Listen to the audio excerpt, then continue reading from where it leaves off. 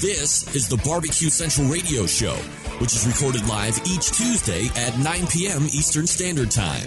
The Barbecue Central Radio Show is being brought to you by The Barbecue Guru, the original creators of automatic temperature control devices, now offering 4 different models for you to choose from. Rest easy knowing that The Barbecue Guru is controlling your pit temperature so you can get on with your life. Visit bbqguru.com or call 800-288-GURU for more information.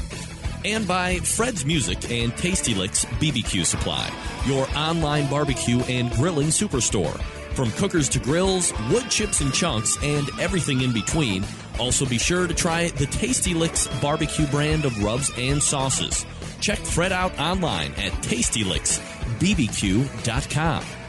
And by Stephen DeFranco Jewelers. Located in beautiful Willoughby, Ohio, Stephen DeFranco Jewelers is a family-owned and operated business looking to service the great folks of the barbecue and grilling world. Get free shipping and big discounts by mentioning my name and the term Barbecue Brother. Check out their inventory by visiting StephenDeFranco.com.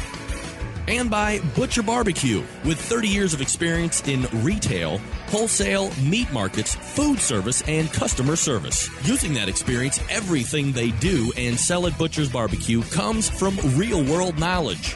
Check out their award-winning spices, sauces, marinades, and injections by visiting ButcherBBQ.com. Always trust your butcher. And by iGrill. The iGrill is a Bluetooth-enabled cooking thermometer that allows you to monitor the temperature of your food and smoker or grill from up to 200 feet away. Using the free iGrill app for your iPhone, iPad, and Android devices, you can set preferred temperatures, and your smart device will alert you when it's ready. It's perfect for cooking steaks to perfection or low and slow smokers overnight. Head to iGrill Inc., that's the letter I, grillinc.com to learn more. And by Barbecuer's Delight Wood Pellets, the barbecue wood pellet choice of competition cooks and backyard hacks just like me. The perfect blend of 2/3 oak and 1/3 flavor wood gives you that right BTU burn and flavor that you're looking to get all over your meat with smoky goodness. Visit bbqrsdelight.com. And by Green Mountain Grills. Discover something you're really going to love. Cooking with pellets. Green Mountain Grills are widely available across the country. Top-of-the-line manufacturing, but not the highest in price. Visit greenmountaingrills.com to get started on your pellet adventure today. So to get that perfect barbecue, you use wood. Are you sure it's safe? Whatever. We put the lighter fluid on, strike your match, and... Oh! Should we call the fire department? That might be a good idea.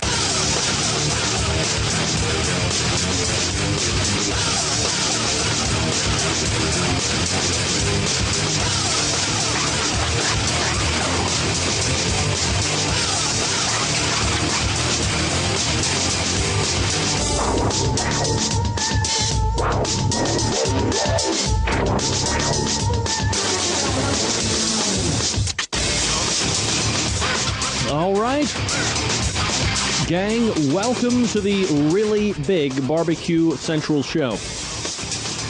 Oh yeah, it's the show that talks about all things important to the world of barbecue and grilling, broadcasting live and direct from the Rock and Roll Hall of Fame city of Cleveland, Ohio.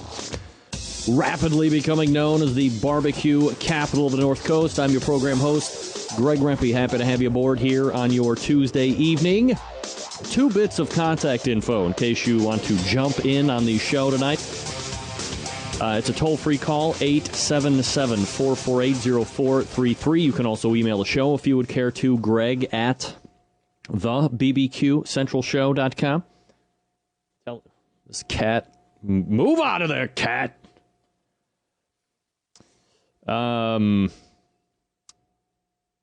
Email Greg at anything else you want to find out about the show can be found at the main website, thebbqcentralshow.com. You'll see that flashing here if you are watching on the video side of things through the lower third, as they call it. Also gives you the website for my YouTube channel, which you should always go and check out because there's always fun and fantastic things going on down there.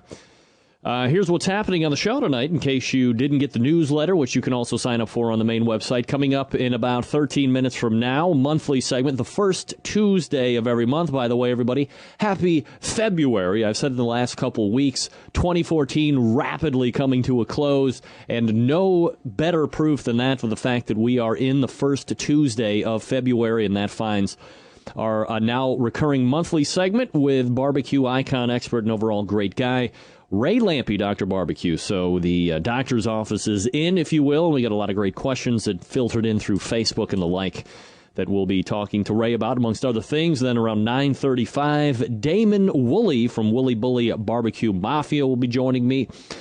You know, I said I kind of made that promise during the course of the beginning of the year where I would not just pay attention to KCBS. It was going to be also FBA and some of the other sanctioning bodies, and Damon does take part in Florida Barbecue Association, and that's the contest that he won this past weekend. So Damon Wooley, 9:35. Then we'll move to the second hour. 10:14 finds a semi-frequent guest to the show, Mike McLeod, President and CEO of MMA Creative, the marketing partner of KCBS, also the creator of the World Food Championships. So lots to talk to him about. And then closing the show tonight in fine and fantastic fashion at 10:35, Chad Ward from Whiskey Bent Barbecue, the competition team, and Whiskey Bent Barbecue in the Pit radio show via the internet, via Blog Talk Radio. 877-448-0433, Greg at thebbqcentralshow.com are the two ways to get in touch with me should you see fit tonight. Quick note, and this is why I am hoisting a glass here. Thursday this week, believe it or not, folks, marks the 6th anniversary of the live show. Some of you might remember that we started out on this little fledgling internet radio station called BBS Talk Radio, which had since morphed into LA Talk Radio, and have been on I guess as I look back over the course, in regards to LA Talk Radio, one of just a few shows now that have sustained this long run over the 6-year stretch.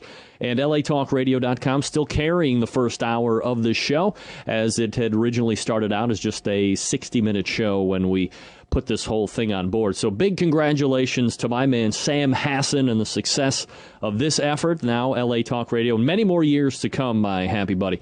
Happy birthday to you, LA Talk Radio, the Barbecue Central show, for now 6 years of live shows. My plurals were getting mixed up. Can't believe 6 years. Also, thanks to the listeners, man. Without you guys, we've morphed from a 60-minute show into a 120-minute show. We've morphed from just radio, or audio only if you want to call it, into a whole video production thing, which I never anticipated. I mean, who would want to see me talking into a microphone? But hey, I'm kind of sexy. I have a really large beard growing, which may or may not be off my face within a week's time frame. We'll see about that. And continually humbled that people actually decide to tune in or subscribe through podcast or however they do it to get this show. So most of all, thanks to Sam. Most of all, thanks to all you guys for allowing me to do this, taking part in this and sharing along with me. Kind of in that vein, inevitably the biggest topic of this show, always the show itself, the inner workings, the inside jokes, other such tomfoolery. This week, no different. I got this email from a guy named Brad, and in the subject line, I knew things maybe were dicey, sketchy, if you will. When I read the subject line, love the show, but ... Well, first of all, I think we've broken a rule of the show when I read that email, because we don't pre-qualify with the show. We don't say things like, I'm not a racist, but I'm not trying to offend you, but love the show, but remember, folks, if you're a fan of the show, we all know that from where the conjunction is, but is a conjunction, everything that you just said before that is now completely disqualified. So, Brad, from the beginning in the subject line, you should just say, I don't particularly like the show. Or, the show is definitely mediocre. Or something along those lines. Don't tell me you love the show and then stick in a but. Because inevitably, there's something that you don't love about the show. So let's be honest up front. And here's how the email reads. Greg, love the show. You have great content, interesting topics, and guests that I want to hear. The only thing I ask is to settle down on the sound effects. You use the air horn applause no less than 30 times a show. There are segments where you might hit that drop 5 times in a minute. I want to hear what you have to say. It's good commentary. But those drops are like nails on chalkboard. Nails on chalkboard. I mean, yeah. Bro, I hear you. I hear you. He continues. I literally take breaks from the show because of those annoying sound effects. I know it's only one man's opinion. One man's opinion. I always needed time. One you've never met at that. But I think you're running a great product. I'm sorry, not running. You're ruining a great product by overkilling the sound effects. Have a great show tonight, as you always do. I hope I didn't offend you. It's just my 2 cents. Sincerely, Brad. Well, Brad, I've taken into account your fine words. I've put up a Facebook poll, and I'd just like to say that I've never been one that is averse to change. And Brad, when you're gone, the sound effect is gone. There's going to be no more air horn. When you're gone, oh, air horn, air horn. I remember when we used to be such good friends, air horn. I've hit you 30 times a show, and now it's just, it's just over. Air horn. Oh, air horn. Air horn. Oh, where did it all go so wrong? Oh, air horn. Oh, I just remember like it was 6 years ago. We would just hang out, and I'd hit you from time to time to make a point, and somewhere it's gone tragically wrong. Oh, it's run amok. It's run a mire. It's overtaken my life. And fine, someone like Brad has stepped up to the plate, reached down deep into his sexual area and realized that Brad had a pair of testicles. And he said, I'm going to speak for the rest of the Centralites. And I'm going to show this bastard where he's ruining his show. Oh, no. Oh, air horn. Applause. Where did we go wrong, air horn and applause? I thought we had a good thing going, and I ruined it. Oh, I feel bad today.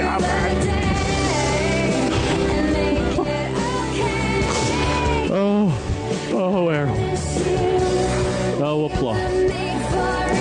How could I have been so foolish and blind? I gotta collect myself here.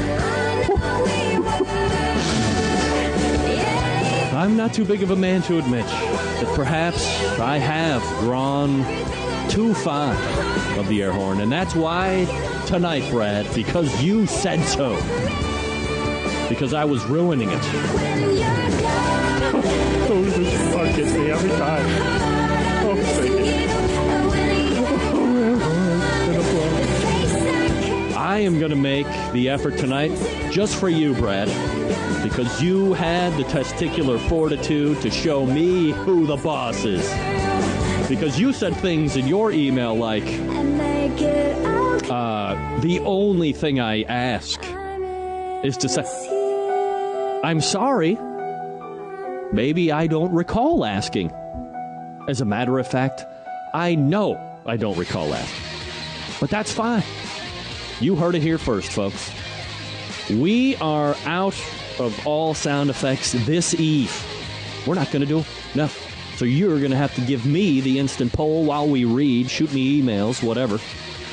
Let me know if the show's better without any sound effect. Is Brad right?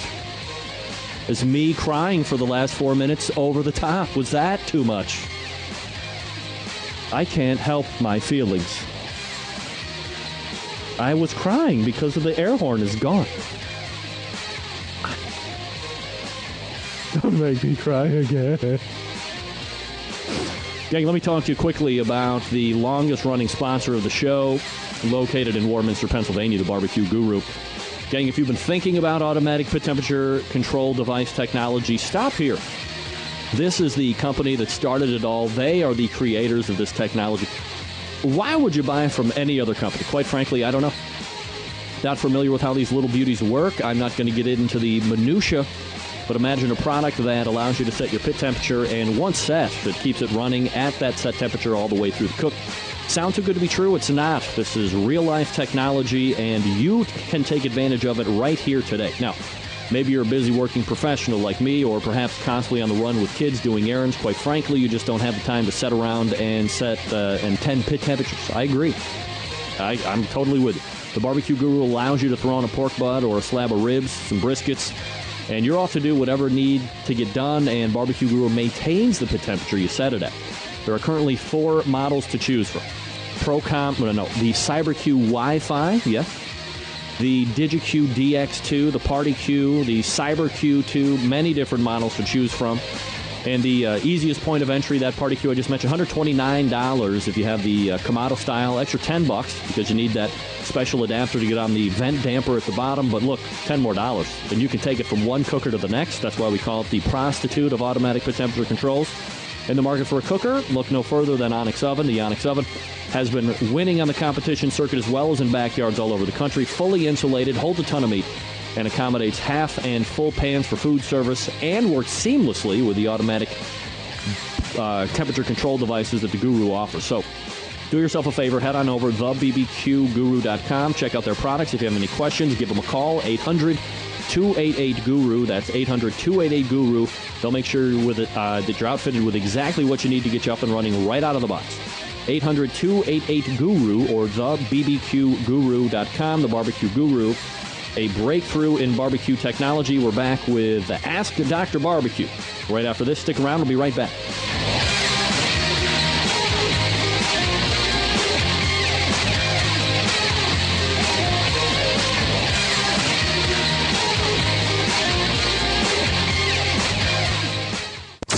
Broadcasting live from the Barbecue Central Radio Network studios in Cleveland, Ohio.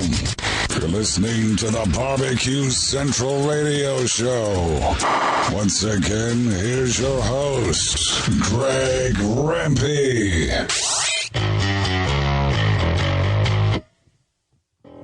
All right, we are back at it, 877-448-0433. Greg at the BBQCentralShow.com. A lot of people weighing in, thinking that was some kind of an act. I'm going to show you what kind of balls Brad's got. Just wrote in over the break. Greg, hilarious. Thanks for reading. I have nothing negative to say. Please continue kicking ass. This is where I would normally hit the applause. Brad, thank you for weighing in and rolling along, my buddy. Thank you for weighing in anyway. I always appreciate the feedback from listeners. You guys should know that from now on. All right, where is this Ray Lampy fellow? Dig him up here. Oh, whoa. Hey, hold on a second here. We got things we have to do before we get into that. If you want to jump in tonight, 877-448-0433. You can also email the show, Greg at thebbqcentralshow.com. But before we do our next segment, let's get into a little bit of this here. If you got questions about barbecue or grilling, maybe as a hobby or even a business, looking to get an expert's point of view, why not ask Dr. Barbecue? You can submit your questions by clicking on the Ask Dr. Barbecue tab on the website. The doctor is in. Here's Ray Lampy with his nurse, Greg Rempe. Dr. Barbecue. All right, Ray Lampy already being a smartass, asking if he's going to be hosting this segment all by himself like he did last month. Ray, we should just be happy that my kid didn't break a neck, for crying out loud. That's true. That's what I was just trying to carry on. Look, I just want to say, and I know we had talked a little bit over email, and I had addressed it maybe 2 or 3 times after the fact in subsequent shows.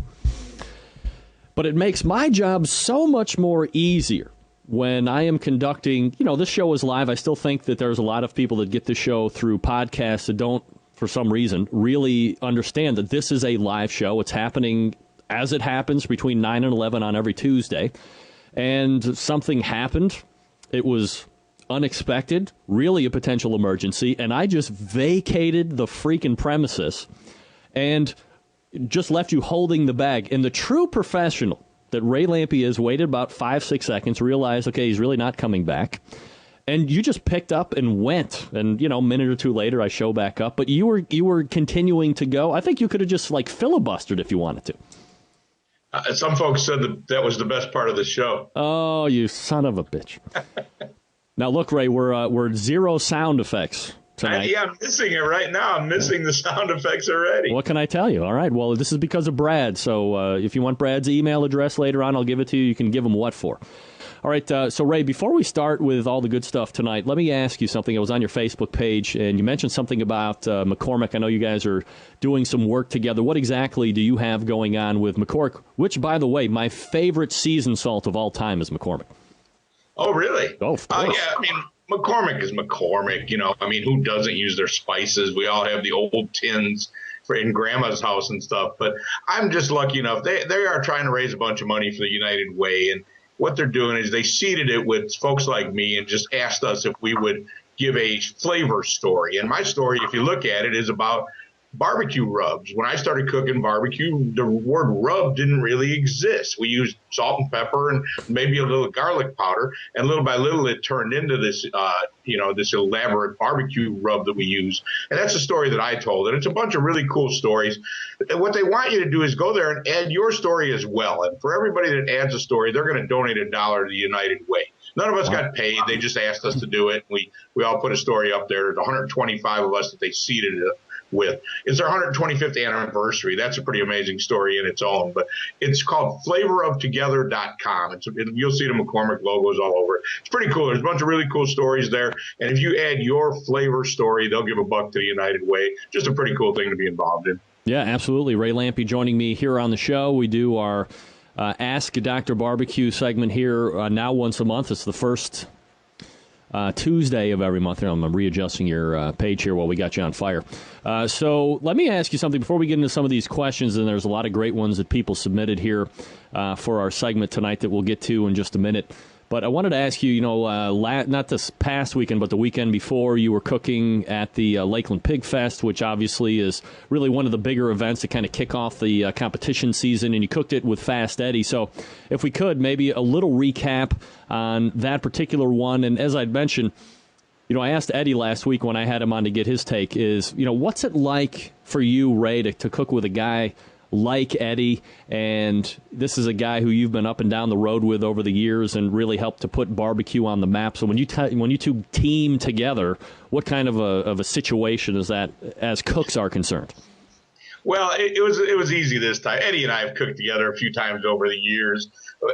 We both have great respect for each other as cooks. But honestly, Eddie's a lot more active these days than I am in the barbecue contest world. So he wanted to cook Lakeland. He always does, and I did as well.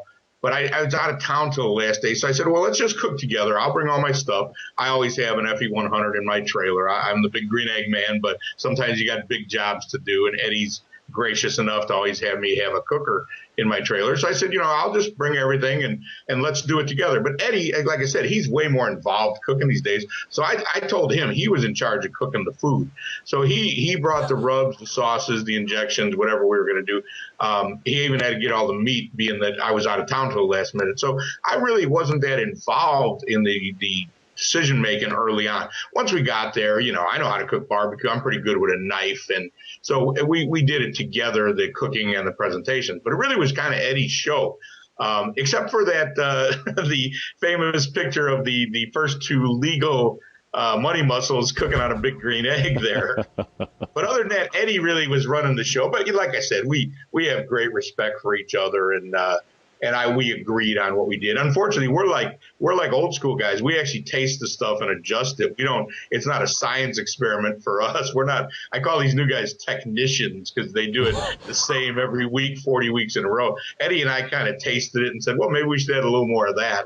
And we ended up having a pretty good day. And honestly, that chicken that bombed for us, I thought it was really good. It just, like Eddie said, we hit the table of death with that one. But for a couple of old guys, I thought we did pretty good. But I got to give Eddie all the credit. Yeah, overall finish was absolutely spectacular, I thought, personally.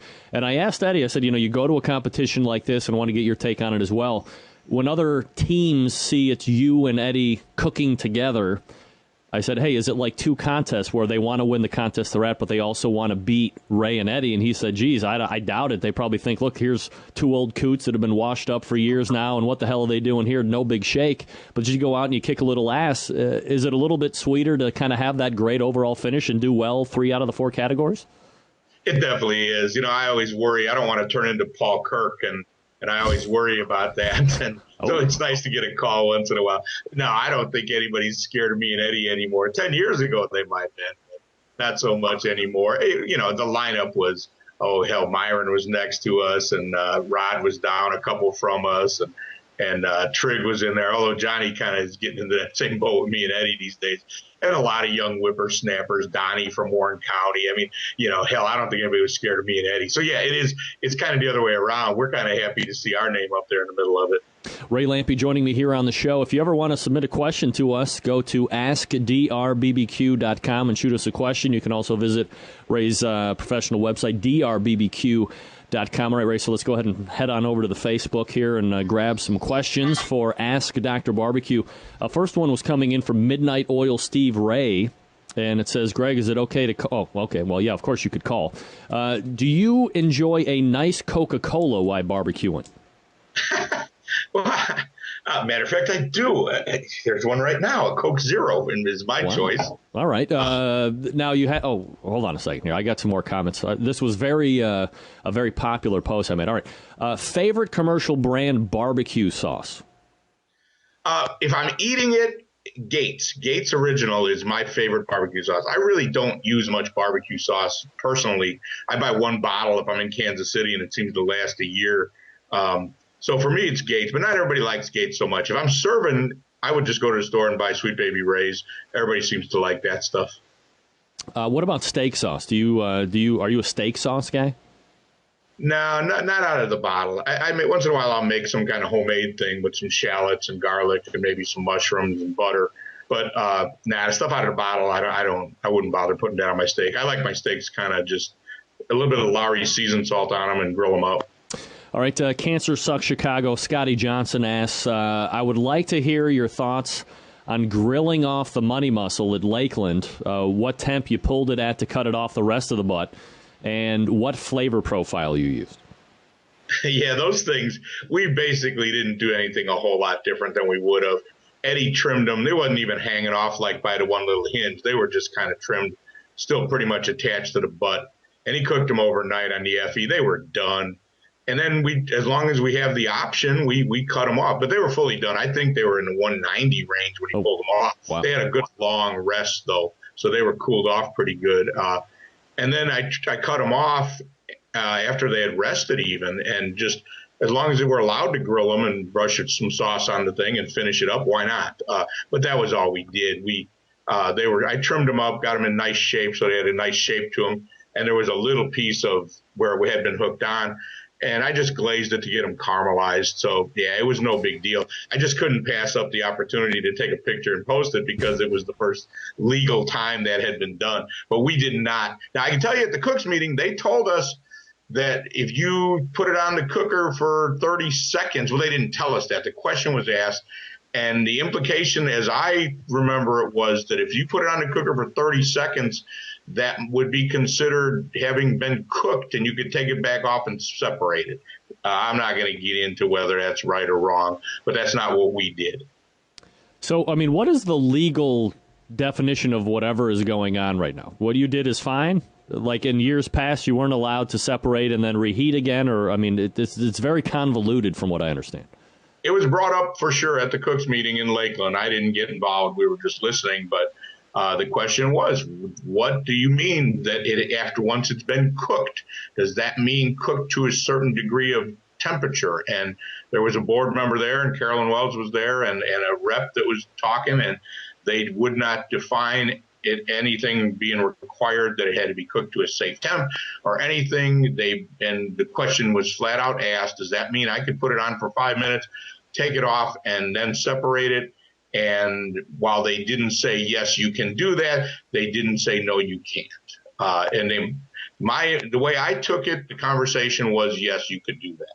Seems kind of crazy to me, but that was what I took out of the meeting in Lakeland was that you could put it on there for literally 30 seconds. If you would consider that to have been cooked, that you could take it off and separate it. And nobody argued with that up in the front of the class, or the head table. Huh. So I don't know. Like I said, I'm not going to get into it. I don't cook enough to want to get into that fight. But that's not what we did. Ours was, like I said, we could have just turned it in, but as long as we're allowed to glaze it and caramelize the outside a little bit on all sides, what the heck, why not? And reheat it, we didn't do anything different as if we had thrown the whole butt on there and just glazed it. It was just simpler for us to take that off. And I know that's what a lot of guys will say is the whole purpose of the rule. I don't necessarily believe that. I think, I don't know. What we did was after that, once we separated it, we threw the other pieces on and just let them cook the rest of the day. And I took them home and pulled them right before we left. We didn't even use that stuff.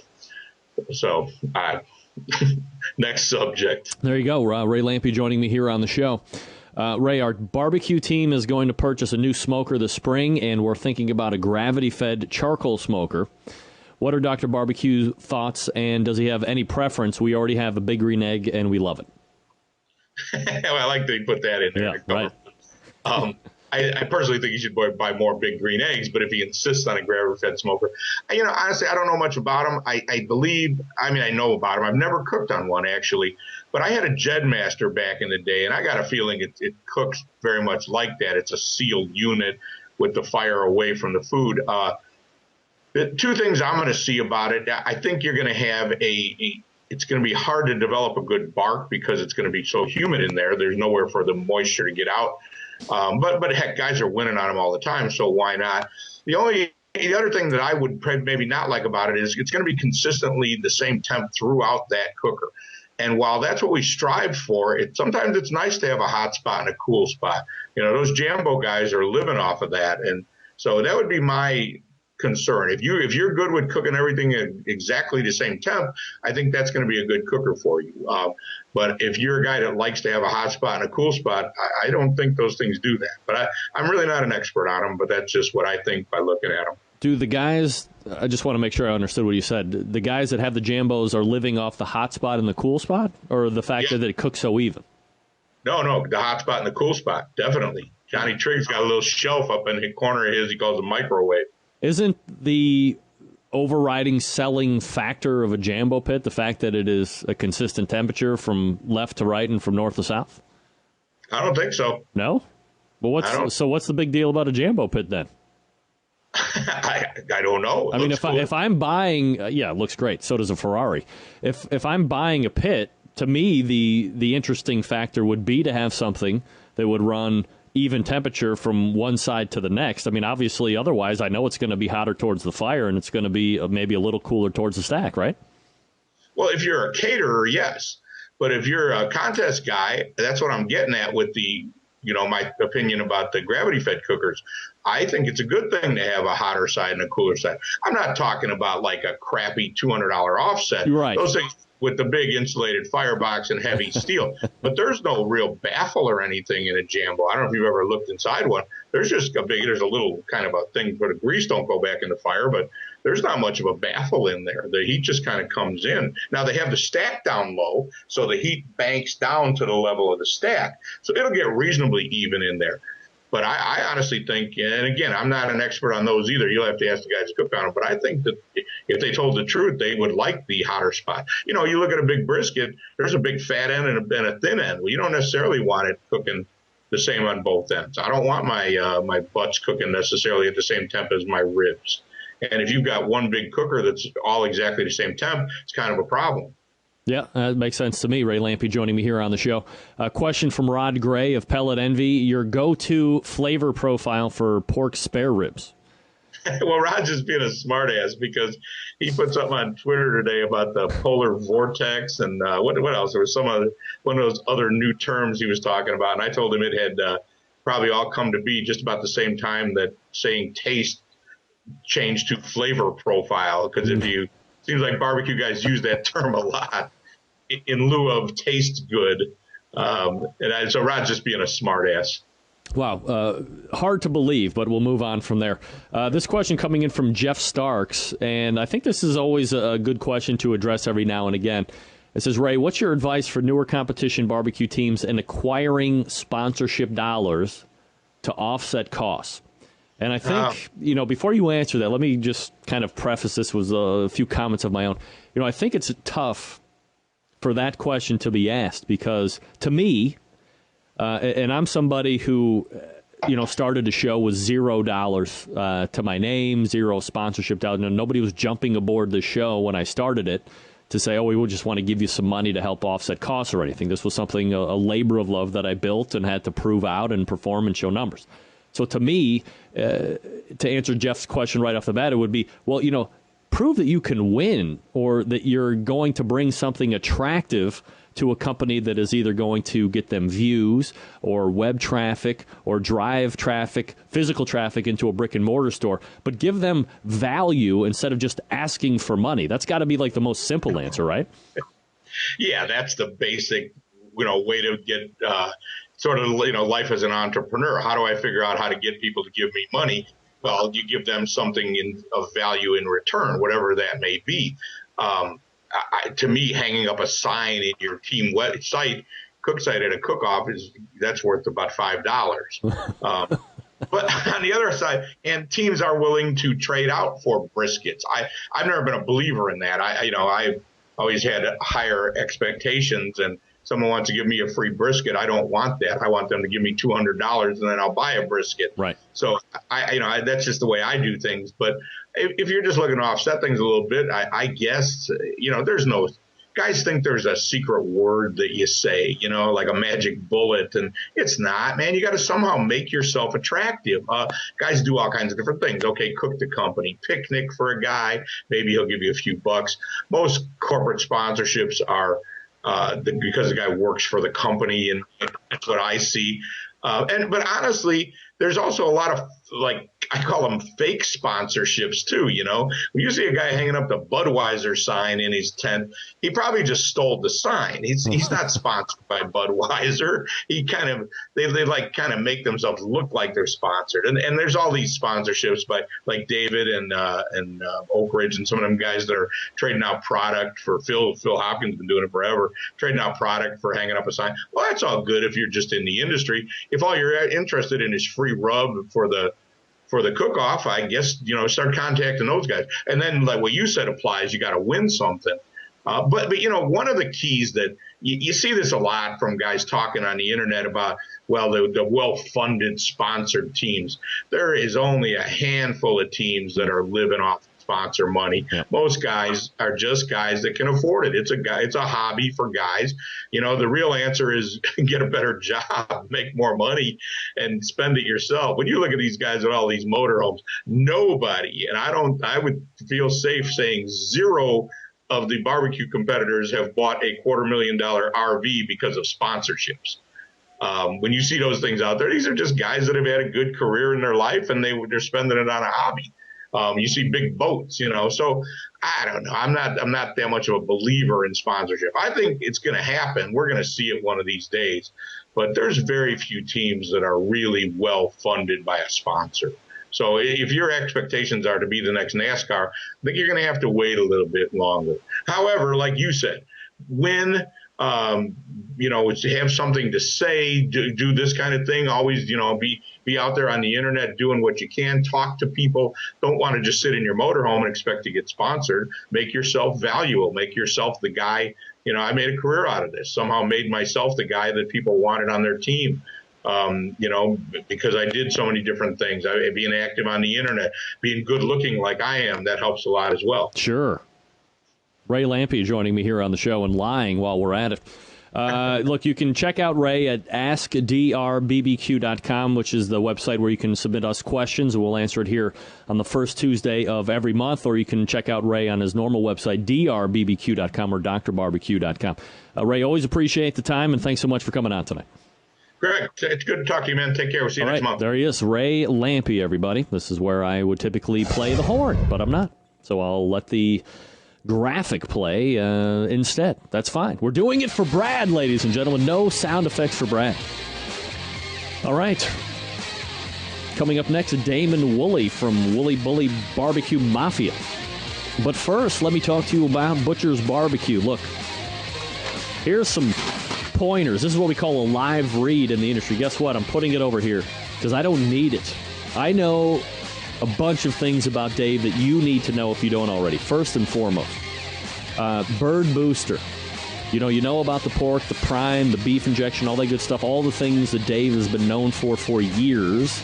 And he has been competing with his own products for years as well. That's kind of where they're tried and true on the competition circuit, but of course can be used in the backyards or catering or restaurant or whatever. Bird Booster is something new. Came out last year. Look, if you brine your bird and you're still like, man, I'd like a little bit better window, I'd like a little bit more moisture, I'd like some ability to add some flavor to this poultry, Bird Booster is the way to go. And here's what I'm talking about. If you brine a bird, let's say you get 7% extra moisture within the bird itself. When you use Bird Boost, which is an injection, you're able to retain 3 times more than that. So simple math will tell you with brining it's 7%, with Bird Booster it's 21%. So your window of error goes up, your ability to retain moisture, add flavor is through the roof. And on top of that, you can get all the other injections that you are accustomedly aware of with Butcher Barbecue and Dave Bosca. ButcherBBQ.com. That's ButcherBBQ.com. Now, maybe you've strayed off the path of the straight and narrow and tried some other injections from some other commercial manufacturers, and you've seen score tumbles. If you're a competitor, perhaps in the backyard barbecues, people have started to be like, yeah, that was okay. Not that good. What did you change? Well, I changed injections. Well, fear not. If you have 2, 3, 4 pounds of a commercial injection that isn't Dave's, go to the website, butcherbbq.com. Up at the top right, there's a thing that's called trade-in link. Click on that, fill out the form, and then send your commercially made product that isn't Dave's back to him with the sheet. And once it ends up in Oklahoma, Dave will weigh it, and he will send you back at your request Butcher's prime injection or the pork injection or the beef injection or the Bird Booster, whatever you want. Hey, what's better than that? You're not throwing your money away anymore. Yeah, he'll take somebody else's stuff back. He's going to make their customers happy. He's going to make his customers happy. And you get all happy at ButcherBBQ.com. That's ButcherBBQ.com. We're back with Damon Wooley right after this. Stick around. We'll be right back.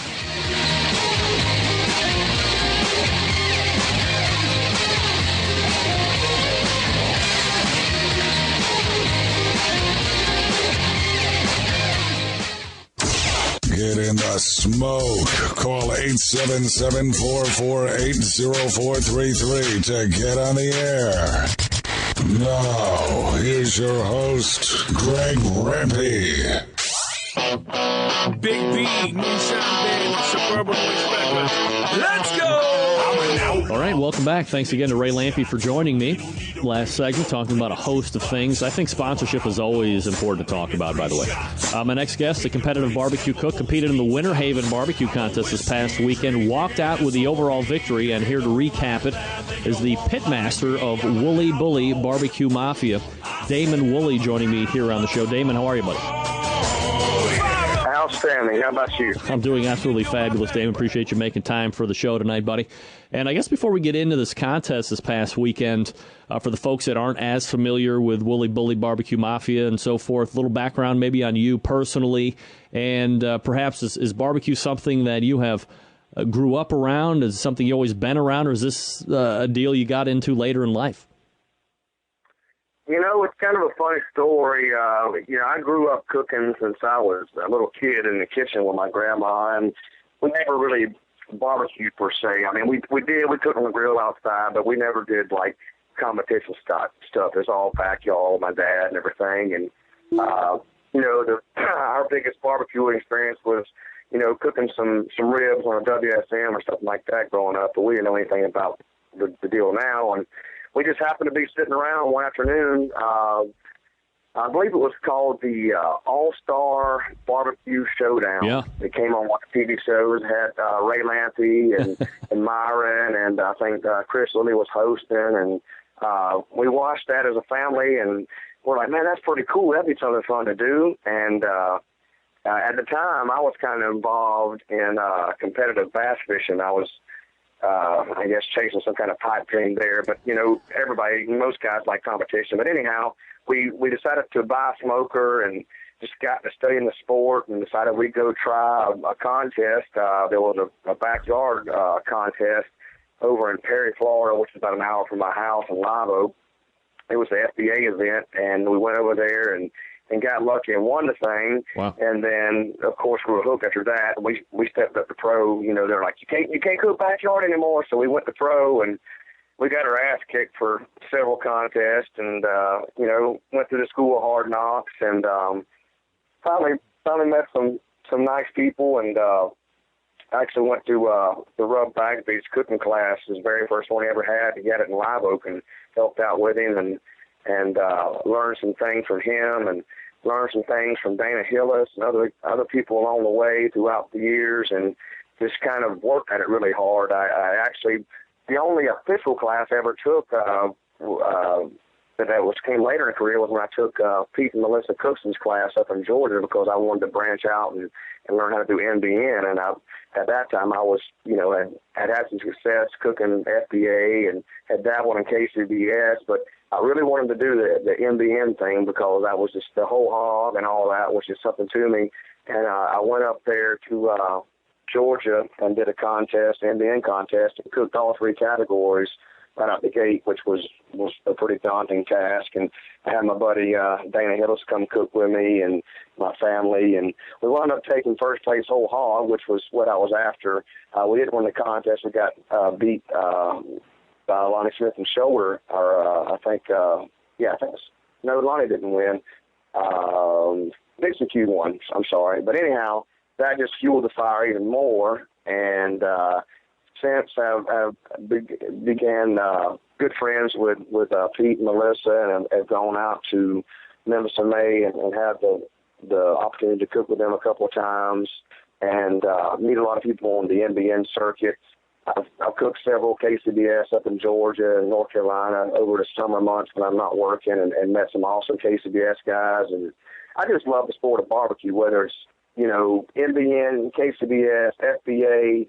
I just always love a new challenge and love meeting new people and seeing new places. And when I'm not cooking a contest, I'm usually at home cooking, and whether it's for friends or family or whatever. And I'm sure you've heard it from a lot of people a lot of the times. Hey, man, you should open a restaurant. And I always tell them, nah, if you do that, it becomes too much like work. Yeah, it becomes all like work. Yeah, no doubt about it. Damon Wooley joining me here on the show, pitmaster of Wooley Bully BBQ Mafia. Who makes up the team, Damon? Basically just me and my dad. He's commonly referred to as Pops on the barbecue circuit, and he's kind of the voice of reason sometimes. I've had my brother come cook with me a few times, and my wife and two young boys will show up and help me out every now and then. But usually it's just me and my dad traveling around. I'm kind of a family guy, I guess, and I've never had much of a passion to actually get out and get my ass kicked on the competitive circuit, I got to be honest. But to be able to spend time with your dad, I'm guessing you guys are pretty close if you're spending weekends together and you're not killing each other during the mix. What kind of a special bond are you guys sharing, and a time that you guys are sharing when, a guy your age, a young family, probably typically busy, and you probably don't get to see your parents a lot or the in-laws a lot, but you're out there and cooking with them and spending a lot of good quality time with him. What kind of a relationship do you guys have? Well, it's second to none, and to be honest with you, it's kind of how we got our name. I grew up in a small town, and my dad was always involved in small town politics, and he was in the insurance business for about 35 years. And right when we decided to start a cook team, we had decided on it was going to be Wooley Bully BBQ. And I living in a small town, our house was like right dab in the middle of town, and it was always a big joke. It wasn't a joke to me, but it was always a rumor that my family was in the mafia because we lived in this big 2-story house right on the main drag where there were really no other houses. It was mostly commercial businesses. And he was actually the county coordinator,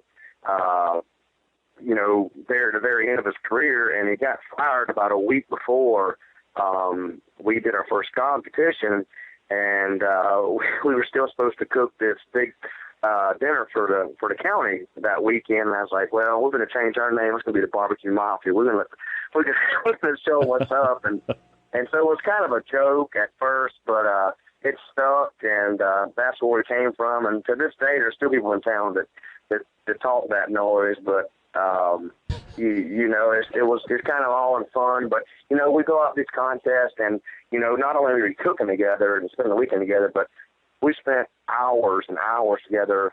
Over the last 2 years, especially with us driving out to Arkansas for the Sam's deal, and we drove all the way up to the Royal, and we drove out to the Jack, and my mom got to come, my brother got to come, and those are hours and time spent that you'll remember for the rest of your life. And whether you're barbecuing or whatever you're doing, the way I was raised, I treasured those type memories, and I think my kids and my family do as well. Yeah, but great insight there from Damon Wooley. All right, so let's go ahead and take a quick peek back at this past weekend in Winter Haven, Damon.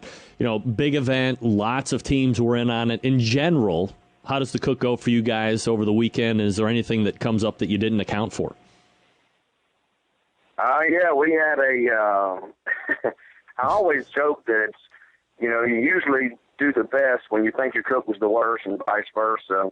And I was a little late getting my chicken on, tried to jack the temperature up about 50 degrees. I normally cook hot and fast in my chicken anyways.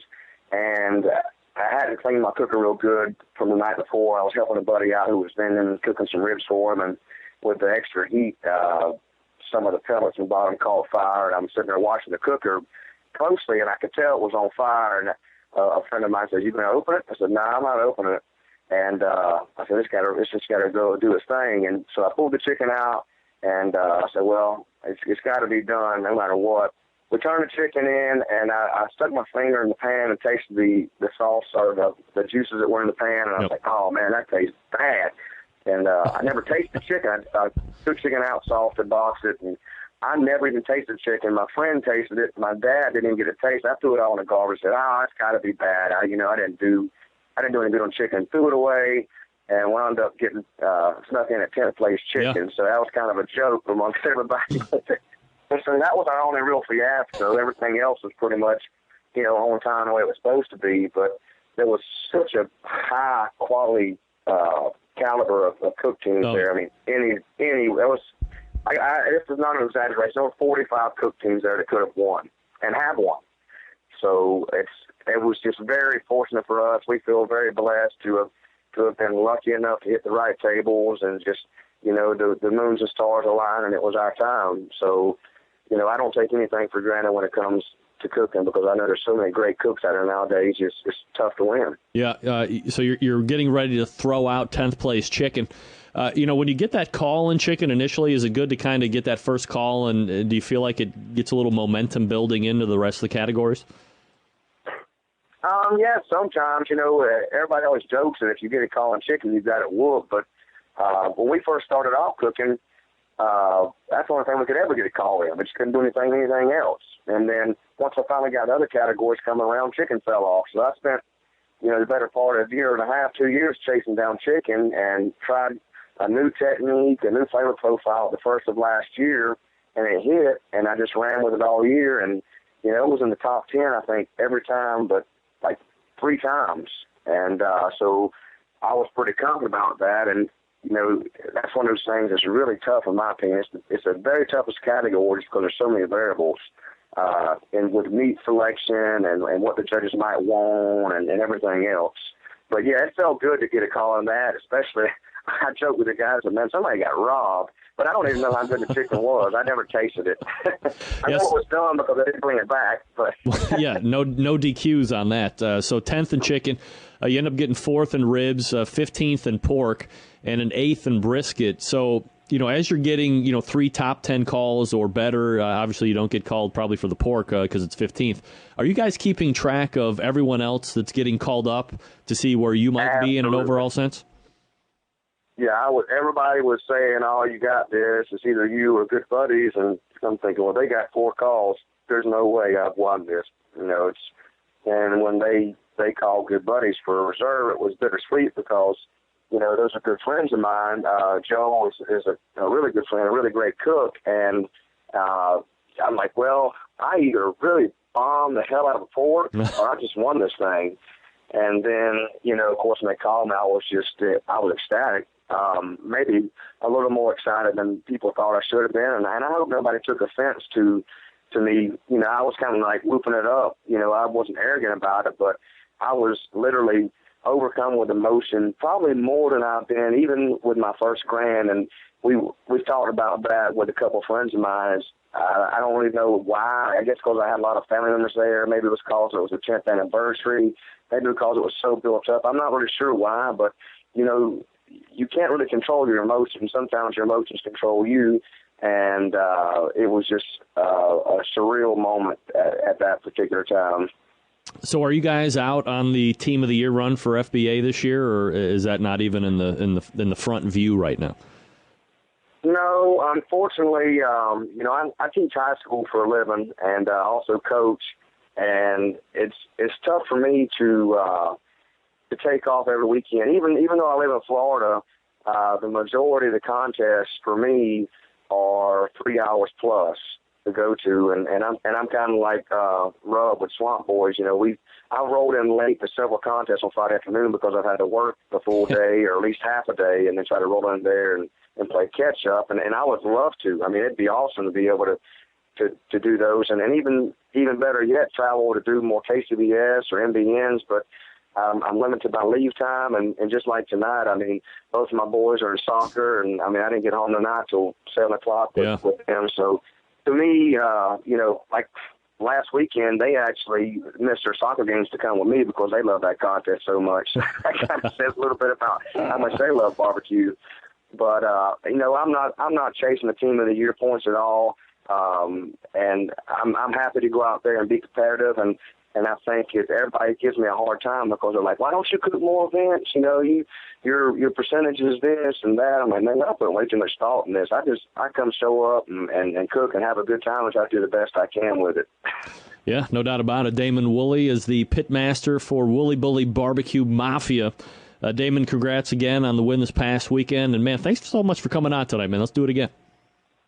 Thank you very much for having me. I appreciate what you've done for the sport of barbecue. Like I told you today, when I first started, your show was one I listened to every week, and I always look forward to hearing from all your guests, and I appreciate what you've done for the sport, and whether you know it or not, you probably helped me along the way some. Oh, well, hey, I appreciate you saying that, man. Take care. Thank you, Greg. All right, there he is, Damon Wooley of Wooley Bully BBQ Mafia. No website, by the way, but I'm sure that'll be coming at some point as well. So, yeah, there you go. A little Florida Barbecue Association for that behind, if you will. I think I have something printed off on the computer upstairs, and I was never given it.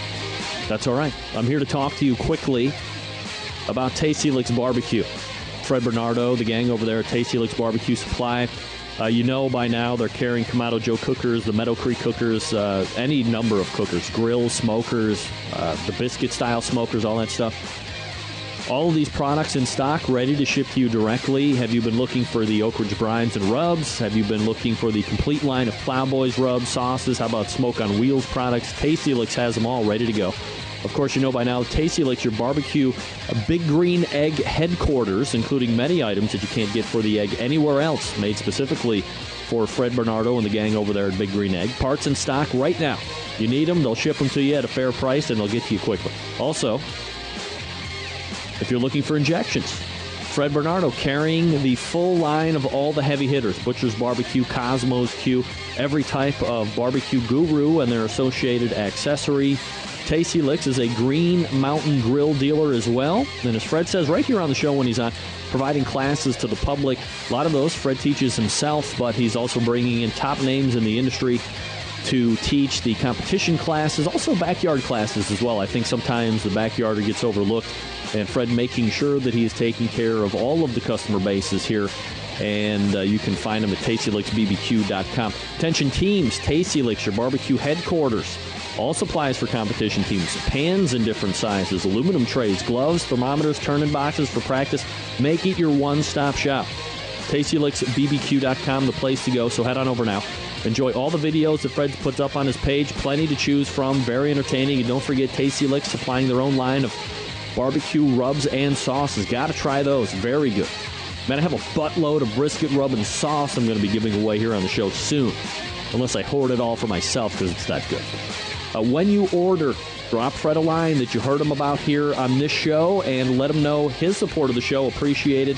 You're going to appreciate him right back by shopping at a store. TastyLicksBBQ.com. That's TastyLicksBBQ.com. Or visit them if you are in the area at Shillington, Pennsylvania, or call 800-677-2882. We're back to wrap up the first hour right after this. Stick around. We'll be right back.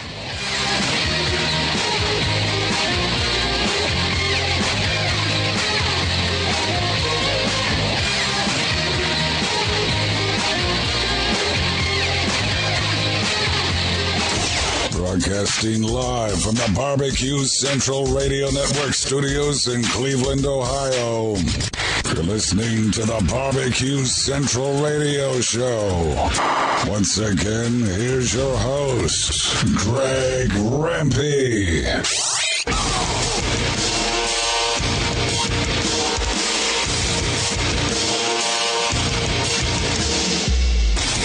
All right, we're back. Thanks again to Damon Wooley from Wooley Bully BBQ Mafia for joining me this past segment. Talking about the big win that they had in Winter Haven, FBA event. I promised, I am holding true to my promise, that I will not just be kowtowing with KCBS. You know, they're the biggest.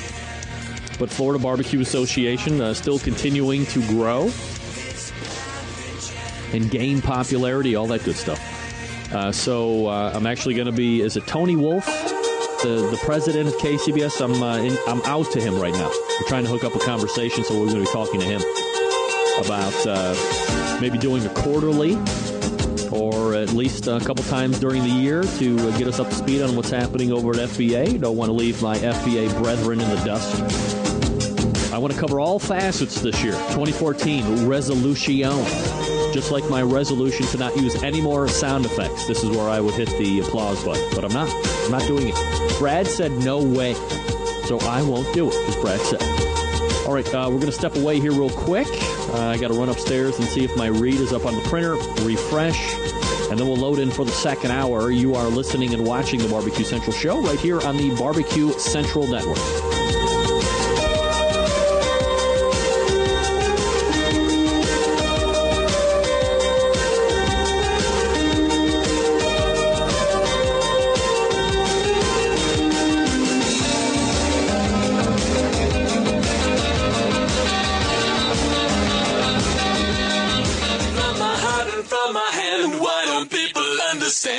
Intention. Happy to have you aboard here for the really big barbecue show. We cook because we have to, and we grill because we want to. Fine, how's it going? You have a great show. I'm a big fan. So what seems to be the problem here? This man looks like he's dead, and he's in the crackle.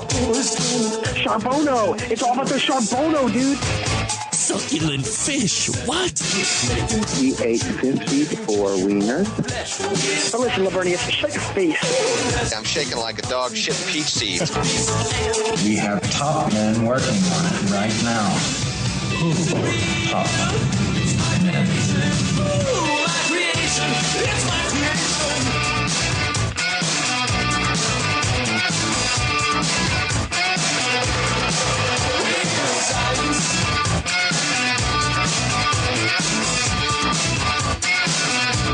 right, just like that, we are into the second hour. Oh, wait a second. I didn't mean to do that. That was a habit. Sorry. Do you know how long it takes to make a habit? 21 days. So says my friend Joe Beeland from Joe Beans. You take Joe Bees? You should. I haven't been sick in like 4. I've been taking Joe Bees supplements. It's all natural bee pollen. And people laugh at me and they scoff at me and they're, ha, Rempy, you're so stupid. You're taking these bee pollen pills. Yeah, well, meanwhile, I haven't been sick like literally in 4 years. No flu shots, no flu mist up the nose, no multivitamin or anything like that. I take 2 Joe Bee capsules in the morning, and I haven't even had a slight cold, for like a day or 2 in 4 years. Meanwhile, all these ladies that are running around in my house are constantly sick, especially this time of the year. By the way, you don't hear me moaning and complaining about how cold it is right now because I got a heater down here in my Barbecue Central Radio Network studios, which, as I'm looking at it right now, would not fit when we actually drywall the studio up. That's neither here nor there. And you don't care about that, which I understand. That's fine. All right. Let me talk to you. Oh, man, where do we want to go? Lots of things to talk about here. Still to come on the show tonight, Mike McLeod coming up next segment. Also, Chad Ward from Whiskey Bent Barbecue Competition Cooking Team Barbecue, and the host of Whiskey Bent Barbecue in the Pit will be joining me at 10:35 to close out the show. On the show next week, you know, everybody knows what the second week of the month brings. No, not bags and bags of cash. Meathead Goldwyn will be joining us from AmazingRibs.com, so we'll be talking about some type of subject matter that may or may not be controversial, depending on who you ask. Also making his first appearance in the new year, Sam the Cooking Guy. Both locked up for February 11th. Can you believe next Tuesday is going to be February 11th already? Outrageous. Looking forward to the show, though. Absolutely. So, trying to think, where do I want to go? Do I want to go heroin? Do I want to go Super Bowl? Heroin, Super Bowl. Heroin, Super Bowl. It's a tough choice. I think heroin can wait until next week. Heroin's a timeless subject that we can talk. You know, lots of people reacting to the show last week. Many folks saying that Deputy Corey, who was my in-studio guest, added a great element of general fun to the show. A lot of people liked that they could hear him laughing and that he added a new level of fun to the show. A number of people liked my mom calling in randomly and adding her 2 cents. As always, I got 4 or 5 emails from telling me to lose the sound effects. Of course, Brad, the most notable. Not anymore on that. And of course, the most email I got about the show last week was for the call that I took near the end of the show from Katie in Sarasota, who referenced some little kid getting showered with sperm. Look, in the interest of fairness, I did go to find the article she was referring to from SteamyKitchen.com. And by the way, the author of that article, Jaden Hare, super blogger of the blogosphere, who's been on the show once, did write about this. And yes, it does exist. It is on the Steamy Kitchen website. But in all honesty, after you read it, not nearly as entertaining as what transpired on the show live last Tuesday. Way funnier. Way funnier. Luckily, my comedic timing is still as sharp as a tack, ladies and gentlemen. So if you want to read about some kid getting, I think it was cod sperm spilled all over himself. He did it to himself, too, which is potentially more grotesque or funny, depending on what kind of sense of humor you have. I think anybody getting sperm spilled over them or getting showered in sperm is both perverse and funny. That's just me. All right, football fans, what did you think about the Super Bowl? How did it taste? My goodness. I have to say. I didn't expect to see such an ass-kicking take place. Have such a one-sided contest, by the way. And with all the hype and expectation going in regards to Peyton Manning and the vaunted Broncos offense, well, as a non-expert football person, I can safely say that the beloved Cleveland Browns could have done just as good as that nightmare. They only scored 8 freaking points, the Broncos did. 8 points. Let me tell you, many would say that the safety right at the top of the game sealed the fate as far as momentum is concerned, but I believe it took place when Percy Harvin ran that kickoff back to start the second half. That was brutal. He is fast. At 50-yard line, breakaway speed. That's what they call breakaway speed. When you're running faster than everybody else running to you, that's what we call breakaway speed in this league. Of course, the saving grace of the Super Bowl, oh man, did I make some succulent ribs. That's right, 4 racks, cooked to perfection, rubbed with Butcher's Barbecue Honey Rub. See, I actually used my last bottle on them, so I'll be in touch, Dave, to order a little bit more soon, like real soon. See, I do use product that support the show. I'm not the guy that says I use them and then I don't use them. I just use my last bottle of Butcher Barbecue Honey Rub. And it saddens me each and every time that I do that because I love it so much. I made my own barbecue sauce. And let me tell you something. Quick side note about homemade barbecue sauce. If you sign up for the newsletter on the website, you get my top secret homemade barbecue sauce recipe. FYI. But Maron, these ribs had to be some of the best I have cooked like ever. Really good. Now, many of you are probably clamoring for how I did it. I'll share it with you because that's the type of guy I am. You want to ask me to do something, I'm going to do it. For instance, Brad asked me to not use the air horn sound effect anymore in the applause. I'm not using it this show. It's off. It's banned for the show. Could be banned forever. But here's what I did. So first of all, I removed the membrane off the back of the ribs. You guys know how to do that. If you're new to the barbecue game, ribs have a membrane on the back, bone side as we would call it, meat side, bone side. And you work a little knife underneath that very first layer. I mean, you can get nasty on it and ruin a whole rack of ribs if you get too aggressive with a knife. Here's some better advice.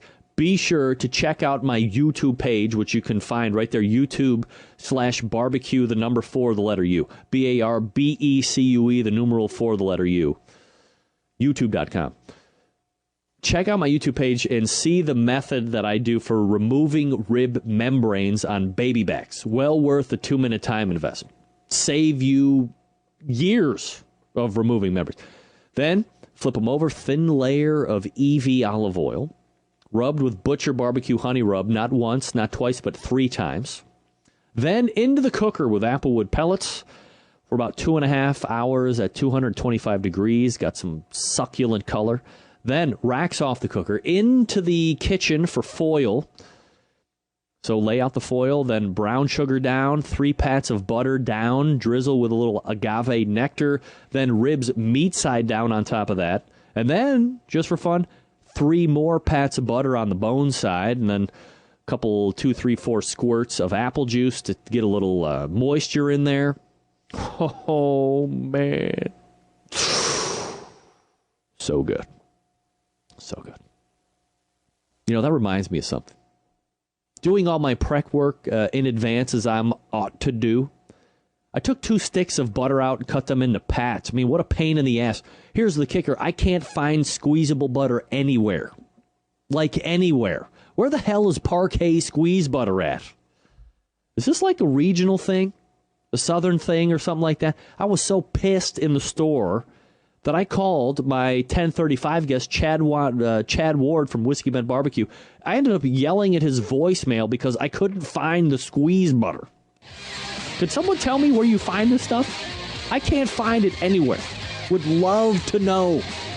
It's like the holy grail of barbecue for me. I can get everything else that everybody else uses, tiger sauce, whatever. I can't get squeeze Parquet to save my life. If my life depended on it, I would be dead. the only thing that could have made the cook better. Being able to squeeze. What are you cutting up pats of butter? Come on. Way better than that. Totally better.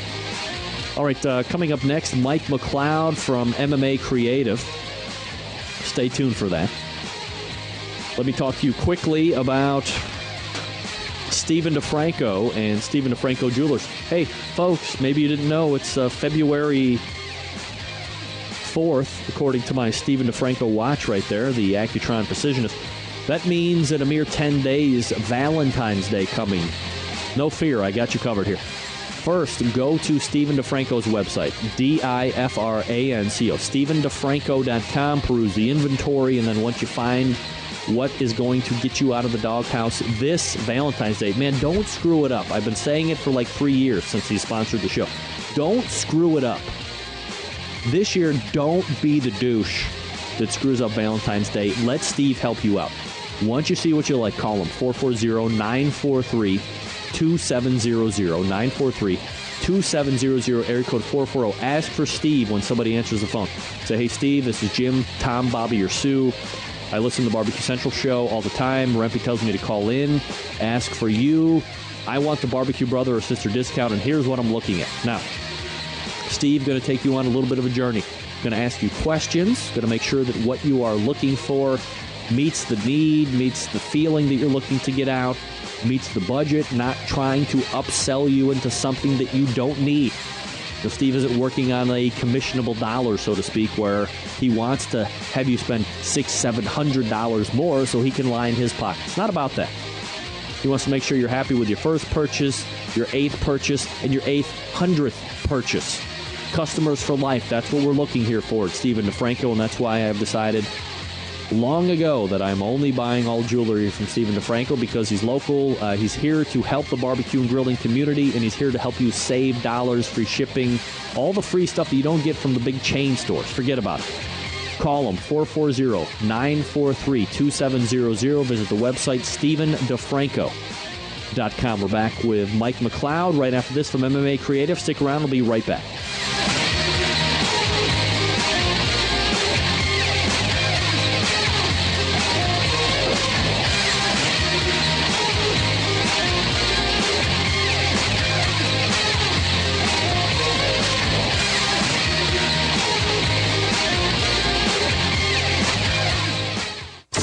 Broadcasting live from the Barbecue Central Radio Network studios in Cleveland, Ohio.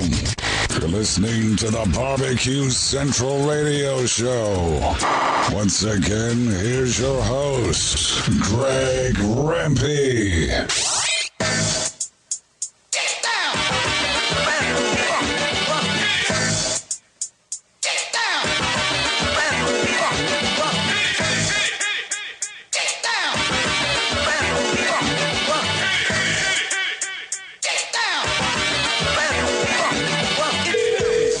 All right, we are back. 877-448-0433, Greg at the BBQ Central Show. My first guest in the second hour, a veteran to the show, created one of the most revered food competitions during the course of the year, and also president, CEO of MMA Creative. Let's go ahead and race over to the hotline and welcome back friend of the show, Mike McLeod. Mike, how are you, buddy? Greg, I am fantastic. How are you doing? I'm doing absolutely fabulous, Mike. Appreciate you asking. Got to make sure I'm getting your right graphic up here because you're not Damon Wooley from Wooley Bully BBQ. There you are. What a handsome fellow you are. Mike, where are you these days? Oh, I'm in a undisclosed location in Middle Florida. All right. Ooh, Middle Florida. All right. So at least you're not suffering through the continuous brutal winter that Cleveland is right now. Well, it was kind of a chilly 73, 74 degrees today. Ooh. So I'm trying to survive. Yeah, definitely a nip in the air. Mike, before we get into some of the stuff we want to talk about, let me ask you something. There's this company and a competitive team out there called Pork Barrel Barbecue. You ever heard of them? I have. Yes, I have. So at the end of the year, they put together this top 25 most influential people of 2013 when it comes to barbecue. I have to say, and of course you're very professional and too modest, but I got to be honest, I can't believe you didn't make that list. Are you? The creator of the World Food Championships, for crying out loud. What is going on? Well, I appreciate that. Everyone's entitled to their opinion, and I was paying attention to their list. I was watching, and I was glad that they put an event organizer on there. Ronnie Case came in at 25, I think, and they looked at it from a few different angles than I would have, but that's fine. They were the originators of the list, and I don't have any issues with it.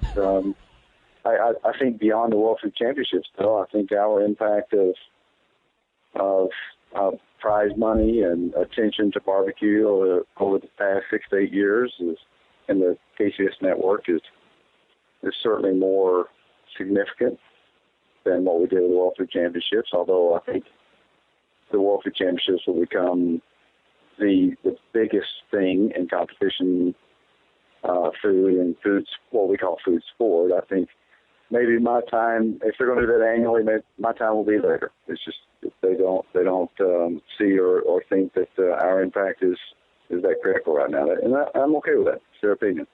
Mike McLeod joining me here on the show, President, CEO of MMA Creative, the website MMAcreative.com, also a creator of World Food Championships, which can be found at worldfoodchampionships.com. First things first, let's stick with the barbecue stuff right off the top. Sam's Club 2014.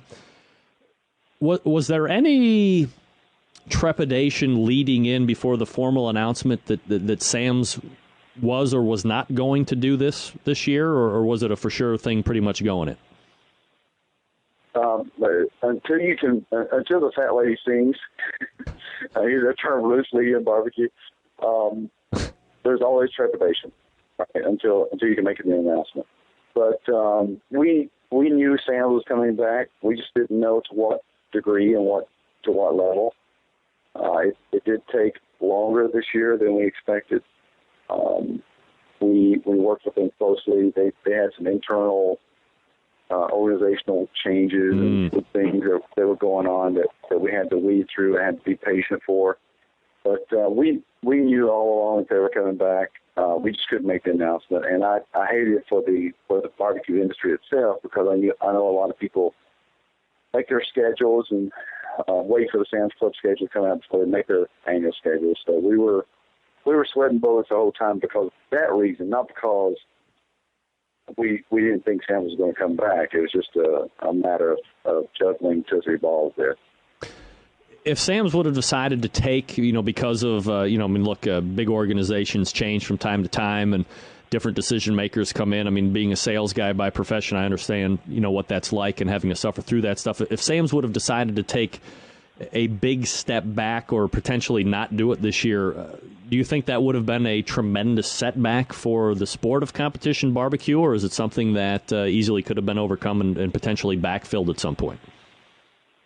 I think it would have been a huge step backwards for the industry, and it would have hurt the industry tremendously, just because it would have been a major player stepping away from the momentum that has been developed through the numerous things that we've talked about before, whether it's pitmasters, whether it's competition from a regional standpoint or national standpoint. It would have been a kink in the armor, in my opinion. So I'm glad that was not the case, and I'm glad we're moving forward. And I continue to be very excited about the prospects for barbecue and for food sport in general. So Sam's Club moves forward into 2014. Is there anything new or anything that has changed from years past that we might be able to expect this year? Not really. This year is about consistency and operational efficiency. We've talked about that before. We continue to try to get it better. Continue to try to get it smoother. We had a glitch or two in the sign-up process this year on the team side, but we were able to fix it pretty quickly. But now, from an operational, day-to-day functional standpoint, I expect everything to go very smoothly. Troy Black will be a great tour director. My team, devoted to the Sam's Club barbecue tour, will do an excellent job. And there's going to be a huge prize purse, and there's going to be a great championship in 2014. So I'm excited that we'll have that consistency and we'll have that silver thread continuing for 2014. And I think it's kind of, things move in cycles. There's always this peak. There's always this sustenance moment, this plateau moment. And I think we're right there at that plateau moment. So between 13 and 14, you'll see this plateauing effect, and then hopefully we'll see this rifle shot upward with whether it's SAMs or other organizations that come on board for 2015. I think you're going to see another evolution, another escalation of it. The World Food Championships, when it comes out with the TV show that we just shot and produced in Las Vegas in November, I think there's going to be another huge shot in all the food sports. So it's going to give us that next ramp up to hopefully the next wave. So I think this is a building year. As they say in sports, this is a rebuilding or building year, and kind of a building block for the future. Mike McLeod is our guest. Mike, you had mentioned the registering issues here for the Sam's Club. Is this, you go through, I guess the only way I really have to pulse out what's going on is through the Internet. And obviously the Internet is the Internet, and that's about all you can say about that. Because you've had, not you personally, but because there have been successive years where there has been some type of issue with the registering process, has KCBS ever thought about maybe outsourcing it to a certain degree to ensure that there isn't any hiccups, or is that something that they might look at in years to come? It's not a matter of outsourcing because technically they are outsourcing it to us. It's a matter of investment. It's a matter of opening up massive traffic, opening up massive I think bandwidth and security measures, lowering security measures. For us to have a seamless registration process in the Sam's Club Series, when you have 1,000 teams in America trying to get on in a 3 to 5 second, 10-second scenario, KCBS is going to have to invest more money at that very moment to have a bigger infrastructure. It's a pure technical play. It doesn't matter if it's outsourced to us or if it's outsourced to Obama's internet team. I mean, there are things that you cannot achieve on the internet unless you increase all of the bells and whistles when it comes to internet. And the unfortunate thing is you can't do that temporarily. We have this massive surge for 1 hour, for 2 hours in a year. So what internet companies who create the hosting and the technical support behind those things, they look for annual contracts. You can't just buy it by the hour. It's not like going to a deli and buying an extra buffet ticket. So we have some issues, some challenges there from the fact that the volume that we deal with from a day-to-day basis, a month-to-month basis, a week-to-week basis, is so challenged in one night that what we may have to do is look at the structure, look at the process. How do we open up registration from a regional perspective, not just a national perspective? So we're kicking those things around and trying to figure out an easier way, another ways to do it. Do we take away the payment process and deal with that 24 hours later, 48 hours later, or do we do one region at a time, day after day after day? We're still going to have, we believe in that process, you're going to have 1,000 teams still trying to get into 30 spots. So, it's impossible to make everyone happy. But it's a technical thing. It's not an outsourcing thing. It's just the fact of or the situation that we deal with. Mike McLeod joining me here on the show, President, CEO of MMA Creative, creator, obviously, of the World Food Championships. Mike, we've talked about this in the past about, Sam's being viewed as some evil monster. This year, I believe it was at the banquet, there was some type of now a petition that made an appearance that I think 6 or 7 people actually signed. But again, it goes back to this defense of local competitions that might take an attendance hit because now there's a Sam's event that might be around it, whether it be a local or a regional event. But are people just not able to grasp the fact that somebody like a Sam's is willing to infuse money and promotion and all this stuff to kind of ante up the sport as a whole, and holding on to some local competition that maybe should take a feather of Sam's cap and say, hey, what can we do to get more people to our local event than a Sam's event? That's a great topic. It'll take us an hour to discuss it. I'll wrap it up in a real quick acronym. It's called NIMBY, not in my backyard. Everything's great until you come in and impact my local event, right? So since Sam's, part of the Sam's process is to move it from region to region occasionally, to move some of the clubs and move it around the country to bring competition barbecue to areas that are new for Sam's Club. We're going to run into conflicts. There are 450 events in the KCS network. There are only 52 weekends. Think about it. We can't invent new weekends, right? So we're going to constantly run into this challenge. We're going to constantly run into some overlapping and some situations that are undesirable. However, I'm very proud of this current KCS board. We talked about it in depth at the banquet, and they came up with a program or a suggestion for a program that I'm working on. We're having a strategic retreat next weekend that we're going to try to come back with some support mechanisms for contests that are truly impacted by a Sam's Club event. So you'll hear positive news about that soon. We believe it'll be a litmus test and a precedent for any event that gets impacted by Sam's Club going forward. So I'm very proud of the board for considering it, thinking about it, bringing it up, and we'll have a good announcement about that soon. Mike, anything else KCBS related before we delve into the World Food Championships? No, I think KCBS continues to be the leader in barbecue competitions. I think it's the best run organization. I think the last couple of years have been fantastic. Candy Weaver's done a phenomenal job as our president. I'm not sure who's going to become the new president, but they've got big shoes to fill. And just very proud of our association right now. Mike McLeod is our guest. Mike, so let's go ahead and retreat back to the World Food Championships. Obviously, a couple months removed now. You go to the website, worldfoodchampionships.com.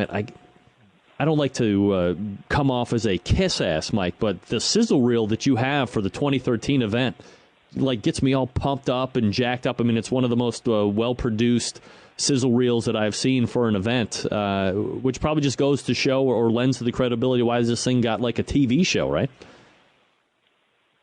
First of all, thank you, Greg.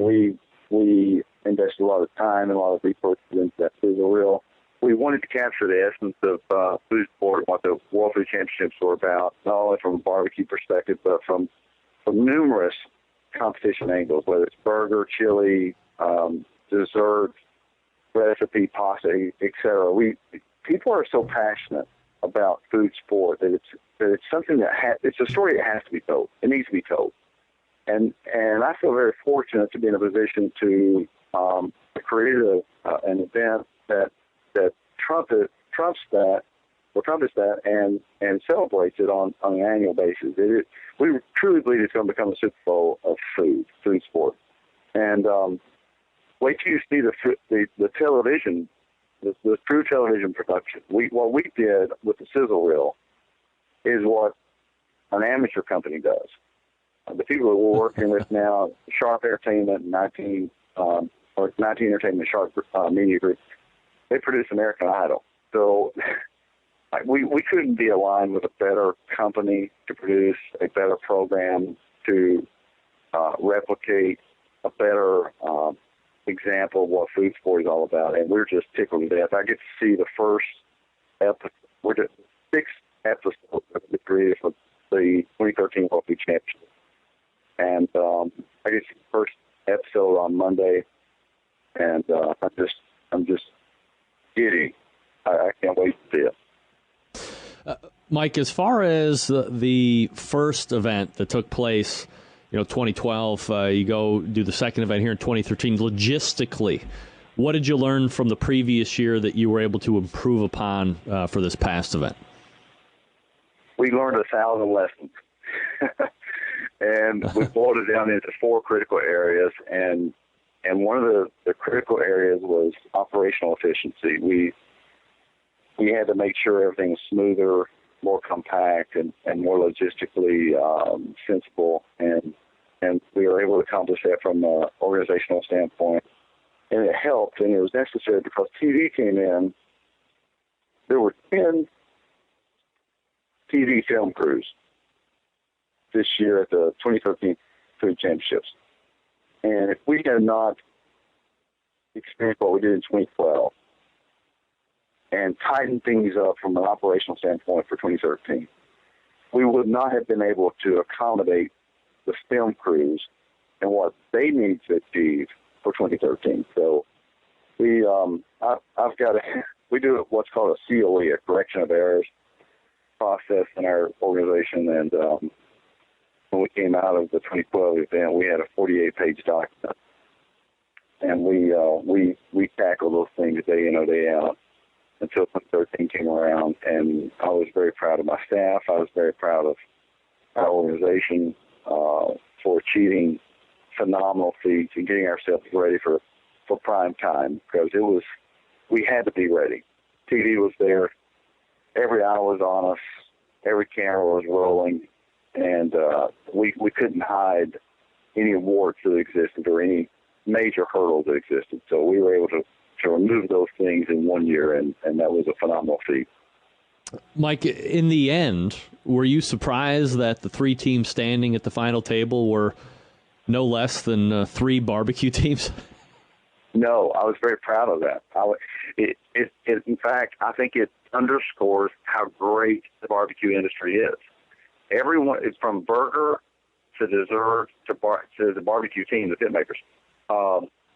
Every one of them were seasoned, really, in our world. They were seasoned professionals. But you know what? In the consumer world, Greg, they're not known as that. Yep. And that's what we really hope to achieve with the TV show. You look at pitmakers. I'm not sure average Joe American, and I'm not knocking pitmakers. I'm not. What John Marcus came up with pitmakers is phenomenal. I think it's doing great things for our industry. So I'm not sure the average Joe American thinks they can be Johnny Trigg or Myron Mixon. And the difference in our show and what we're trying to accomplish with World Food Championships is we're trying to convince people that if you're great at making a carrot cake, by God, you got a chance to win fame and fortune. Yeah. You got to come through the World Food Championship program. And that's exactly what happened with Dave from Olathe, Kansas. He wins the whole damn thing with a carrot cake recipe. His mother is his sous chef. And it is the perfect Chris Moneymaker moment for food sport. I think it's going to break open the world of food sport. And everyone in America who thinks they've got a great recipe, whether it's for pasta, for lasagna, for a burger, for barbecue, whatever it is, they're going to get into the game. And we're going to create that American Idol of food. And that's what our objective is. I was not surprised that the top 3 finishers were barbecue teams, because they've been there, they've done that, they've tested themselves, they've competed day in and day out. Even Dave, who won through dessert, he's a barbecue aficionado at heart. So he's been there. He knows what the time clock's all about. He knows what preparation's all about. He knows how to make it just right at the right moment of turn in. So it didn't surprise me a bit. I was very proud of every one of them. Mike, last question before I let you go, and I appreciate the time tonight. Heading into World Food Championships 2014, anything new as far as qualifications or regional events or anything like that we need to know about? Yeah, a couple things. Tomorrow we're announcing our automatic qualifiers for the 2014 event, so you'll see about 100 or 200 events that will come out publicly. And then secondly, we are going to create super regionals this year for 2014. That's why I'm in Florida right now. There's a lot of interest in the state of Florida, a lot of interest in the state of Arizona, New Mexico, California, to create year-round super qualifier events. So we're working on that. My sales team is working diligently on that. So I think you're going to see some new ways to get into the championship this year. It's going to be very fun. Sounds absolutely fabulous. Mike McLeod, President, CEO of MMA Creative, and the creator of the World Food Championships. Mike, always appreciate the time and the conversation. Thanks for coming on tonight. Always enjoy, Greg. Thank you very much. You got it. There he is. Mike McLeod, MMA Creative. Oh, wait a second. Got to make sure we're paying the right bills here, ladies and gentlemen. Hey, okay. So, look, if you have a winning recipe or whatever, I remember back the first time we had talked about World Food Championships with Mike when he was talking about the very first one. I said, man, what about next year you do like hyper region, like the Sam's Club? Locals, regionals, and then the best of the best get catapulted to Las Vegas for the finals. So it sounds like something similar happening, and we wish him good luck with all of that here in 2014. I'm telling you, man, I'm going to kill my cat. This thing, you can't see it because of the green screen, just running around. God, I hate this cat. Just die, cat, die. Chad Ward coming up out of the break. Let me talk to you about Cook Shack. Newest sponsor of the show. Philosophy is a reflection of its origins as a small family-owned business. The company provides great products, fair prices. Cook Shack, leading authority in the barbecue cooking products and technology, providing high-end products and exceptional customer service. Cook Shack is the best in the world at providing barbecue solutions, making customers happy, successful through the knowledge of sharing resolution-based customer service. Now, in addition to its employees in Ponca City, Oklahoma, Cook Shack has an integrated distributor network to help sell the products through the United States internationally. Cook Shack provides commercial competition cooking classes, online recipes, video cooking classroom. Cook Shack participates in barbecue competitions and trade show each year. Cook Shack has a website, cookshack.com, social media groups, Facebook, Twitter, Pinterest, Google Pluses, LinkedIn, all that stuff, plus a world-famous barbecue forum. All of its products built individually by skilled craftsmen with quality materials to ensure the longevity of the purchase. They also sell accessories, sauces, rubs, woods, pellets to use in the ovens and grills. 3 lines of products are offered: commercial, competition, residential. With a variety of sizes, Cook Shack can fit the need of any type of consumer. In late 2003, Cook Shack and Fast Eddie Morin formed an agreement for Cook Shack to manufacture the Ed Morin line of championship barbecue smokers and pellet grills. How about that? For the commercial line, Cook Shack smokers, high demand for restaurant and catering. On the competition circuit, Cook Shack pellet-fired smokers are the choice of champions. Cook Shack residential smokers, #1 smoker in the industry. You can purchase yours at cookshack.com. Unconditional 30-day money-back guarantee. Purchase any Cook Shack product, and if you are not 100% satisfied, return it within 30 days for a refund, credit, or replacement. Cook Shack products are proudly made here in the USA, Oklahoma. They make them right there, and high integrity, high standards for your protection, peace of mind. Buy a Cook Shack. Again, cookshack.com or call 800-423-0698. That's 800-423-0698. And as they say, smoking made simple. Chad Ward next. Stick around. Big name interviews, advice on cooking brisket and ribs, and the only host willing to share his honest opinion on all things important in the world of barbecue. It's the Barbecue Central Show.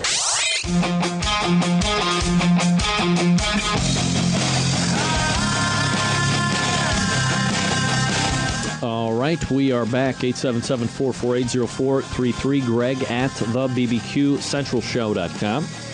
Coming out on the Bully tonight, a guy I love talking barbecue with, an accomplished barbecue pitmaster, barbecue entrepreneur, with his own barbecue supply store. Also hosts his own internet show just before the Really Big Barbecue Show on Blog Talk Radio, Whiskey Bent Barbecue in the Pit. Let's go ahead and welcome back friend of the show, Chad Ward, joining me here. Chad, how are you, bud? Doing great, Greg. How are you? Doing absolutely fabulous, Chad. I always appreciate the time you make for the show. No sound effects tonight, good or bad for the show, Chad? I hate it. You hate it? I hate it. Has this been the worst show ever? Yes. Brad, no, it's not been a bad show because you've had great guests, but Brad should be shunned from the show. Uh-oh. Brad could potentially be banned from the show is what you're saying? I think you should take it under advisement. All right, we'll take it under advisement. We'll put it in a special committee and take it out for exploratory on top of that. Chad, let me ask you something. Ribs and parquet, where the hell does one get squeezable butter, for crying out loud? Greg, I heard your voicemail. Oh, my God. And it was... troublesome? We find it everywhere down here. It's in Walmart. It's in Publix. It's in Winn-Dixie. It's everywhere down here. So that's kind of like weird to hear you say, you know, like, where do you find this at? Wow. It's all around us. So I guess up there in Ohio, things are not so good. Yeah, well, I guess I could cover a multitude of things here in Ohio, Chad, but that's neither here. That's a different show. All right, 2014, KCBS, Kansas City Barbecue Society. Predictions, feelings, pontifications. You look at Tim Grant, who came off a ridiculous year last year, winning Team of the Year.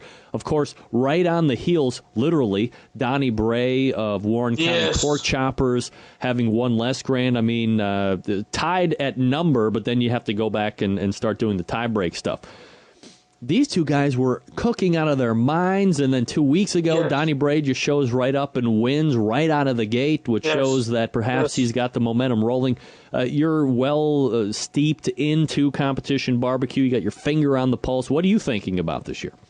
Well, I'm thinking prediction-wise, Tim on my radio show last week, which, Greg, my radio show will never be what the Really Big Barbecue Show is.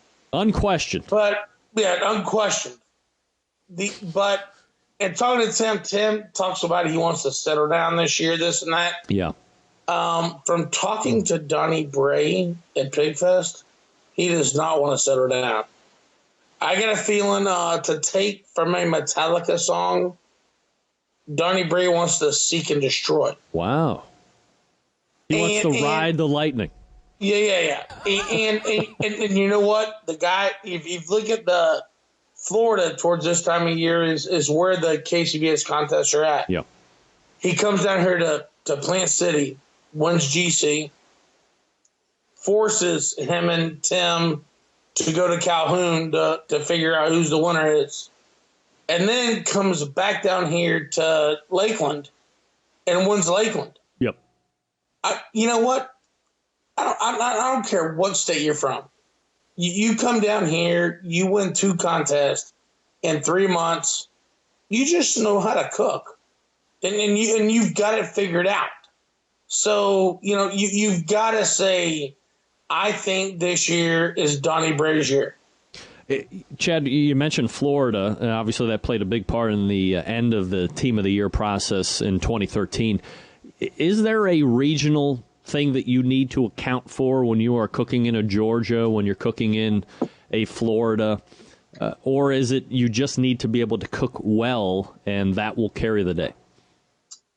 I'm going to tell you, we have cooked 15 states now, and the only ones that I've noticed a big difference is in the Midwest. They like pork a little earlier than we like it, and they like it really, really, really sweet. Everything really sweet. Over on the West Coast, not been a huge difference. On the East Coast, not been a big difference. But right there, like at the Royal and in that Kansas City area, it's a little lesser done pork, and all the categories a little bit sweeter. Chad Ward, Whiskey Bent Barbecue, joining me here on the show, also host of Whiskey Bent Barbecue in the Pit, which you can find on Blog Talk Radio from 7 to 9 just before the show. Thank Chad, you. I was just talking with Mike McLeod from MMA Creative, obviously creator of the World Food Championships, but also integral in getting Sam's Club Series for KCBS. Were you surprised to hear this year that there was now a petition against Sam's Club? And, what's your take on the series itself now going into its fourth year? Well, Greg, I'm going to tell you, on the Sam's Club series, I understand, shit's going to happen. People are going to get, it was like, I kind of laugh about it. Down here in the South, people said, oh, well, we already had an FBA event scheduled. Well, this wasn't like it's a 10-year FBA event. I think it's a first or second year event. You know what? Blow that off. And not trying to feel bad for the event organizer, but, we're looking at a $20,000 contest and 30 teams.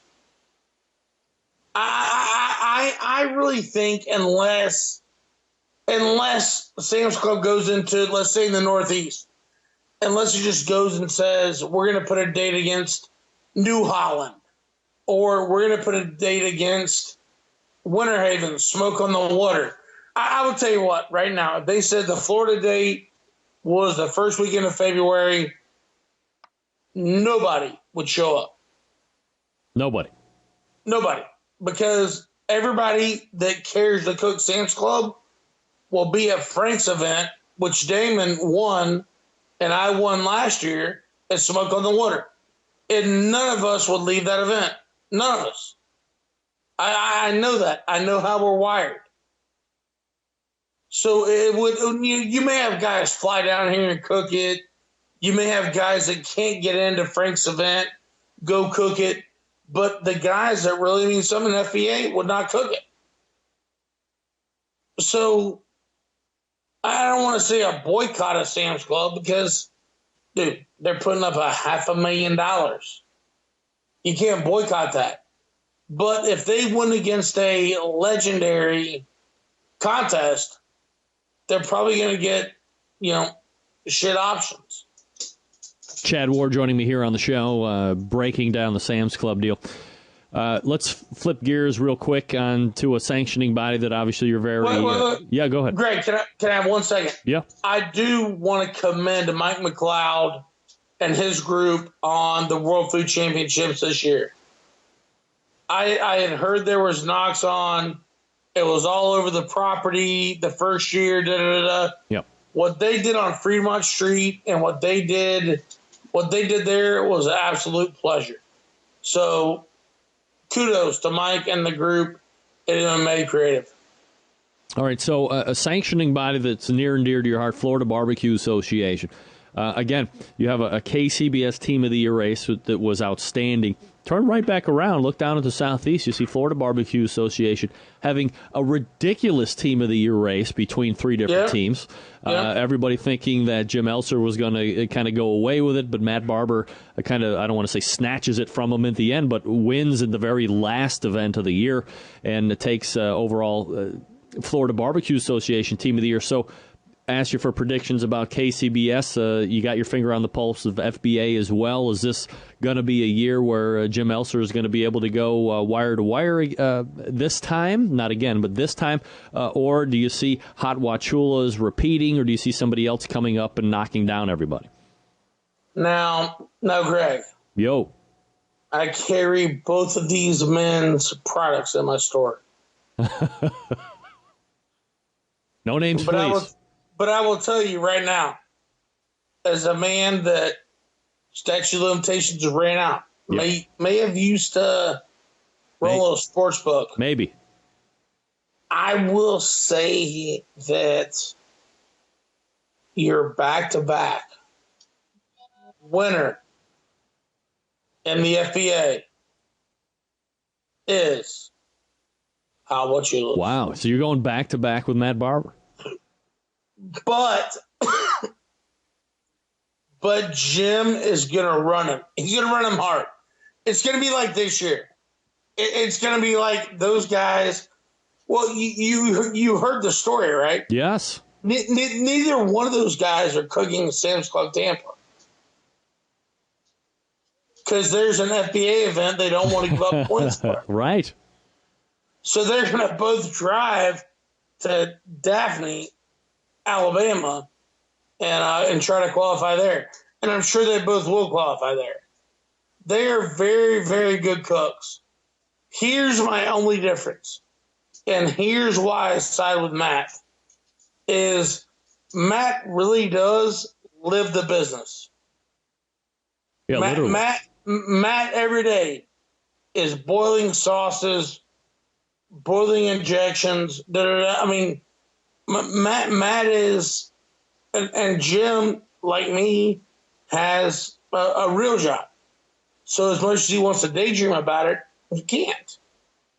But my agreement is Matt Barber, 2014 Team of the Year. All right, there he is. Chad Ward on the record here on February 4th. So many months left to go. So we'll see how that pans out. Chad, general barbecue trends this year, is there something that you see happening in 2014 that is going to jump off that no one will see coming? I think actually Ray Lampy hit on it earlier. Which is him and Fast Eddie are going to win Team of the Year KCBS? No. I think he said, I don't want to become a Paul Kirk. And I would say that is it's a big thing this year. But no, I think and I did just think that was hilarious when Ray said that. But I don't think there's any big trends. I think I think it's just cook the best average barbecue you can cook. That's it. And you know what? In certain categories, there may be different pieces cooked than other people assume. But I think it's just that cook good average barbecue. I think Donnie Bray will run hard and win KCBS Team of the Year. And I think Matt Barber will go back-to-back here in the FBA. Do you think that maybe teams will diverge at all from the let's call them the winning flavor profiles to stand apart from the crowd this year? Greg, there's a huge risk when you do that.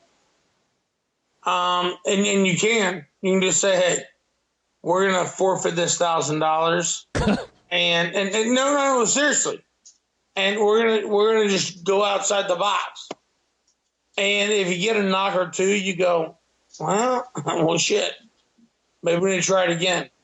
But I don't know, man. I've heard from too many guys that have done too well, and no one, the little bit of success we've had in this game is just being that down the line, right and center is hard to beat. Chad, were you being a potentially infamous bookmaker? Were you surprised at this past Sunday's Super Bowl? I was devastated. I would have, if I'd have been a running book back then, I would have taken every Denver minus 2.5. I could have took. Greg, it's what we grew up on. Defenses win championships. But even after such a prolific offensive season, one game makes a difference? Here's what you got to understand, Greg, is I am a Gator. You're gay? I'm a Gator. Oh, sorry. A Florida Gator. Yes, right. I realize what Peyton Manning does in big games. And it is. Choke. Okay? So, once again, it was like I told a I told a neighborhood buddy of mine the other day, he goes, man, how did you call that game so well? Because we walked out, me and my wife, going to a Super Bowl party. He goes, what's the score, Chad? I said, Seattle by 21 at least. Wow. And he goes, how do you call that? I said, Peyton won't know whether to shit or go blind. And no offense, Greg, that's what happened. Yes. Dude, that guy. He looks like he shit and went blind. Yeah, exactly. and on top of that, didn't complete a pass. So it was like, and you could never handicap the first snap of the game is going to go over his head. Yeah. But it was like that just got him rolling back to being Tennessee Volunteer Peyton Manning. Wow. And there was the Florida defense in front of him. He just struggled. And I wasn't surprised. Chad Ward, not only breaking down the barbecue world, but breaking down professional football in seismic and gargantuan proportion. Pitmaster of Whiskey Bent Barbecue and host of Whiskey Bent Barbecue in the Pit. Chad, always appreciate the time, man. Thanks for coming on tonight. Hey, Greg, 1 second. What? I'd like to say, all right, go ahead. You are the really big barbecue radio show. Thank you. Dude, you're the guy. And the one thing I got to say is, fuck Brad. We got to go back to the sound effects. Bring him back? We got to bring him back. All right. Hey, Greg, hit me with one. Run me with a sound effect. Run me right now with the sound effect. All right. Get out of here, you fat bastard. All right, there you go. I think that was 1 1/2 sound effects for this year. For this show. He's out of here. Chad might have been partaking in a few or 17 adult beverages before my segment. Who knows? Folks, let me talk to you about iGrill 2. That's right. Did anybody know that the iGrill 2 was out? I got to find my... Oh, cripes. Where is it? There we go.